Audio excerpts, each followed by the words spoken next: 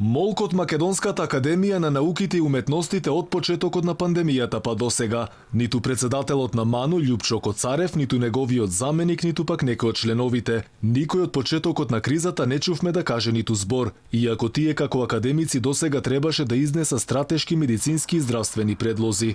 Отидовме и дотаму и тропнавме наврата, за да се увериме дали случајно некој има на работа.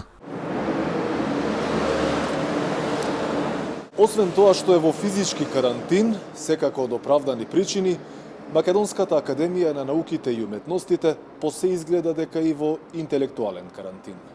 Алфа се јави на фиксните телефони во академијата.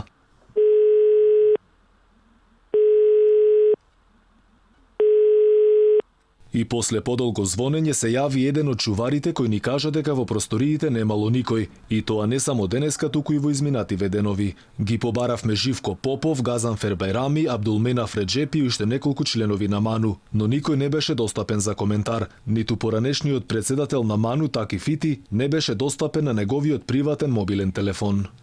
Број не постои. Алфа успеа да стапи во контакт само со еден од академиците, кој не сакаше јавно да зборува. Ни кажа дека сите работеле дома, а со останоци имале по телефон. Вели дека почнале проект од Центарот за генетски истражување во академијата и не упати таму. Истовремено ни кажа дека владата не им дала ниту денар за истражувањата и дополнително ќе излезеле со соопштение кога ќе дојде време. Инаку од она што може да се види на интернет страницата на МАНУ, последна јавна објава е онаа на 27 февруари. Од тогаш па досега нема објавено ниту збор.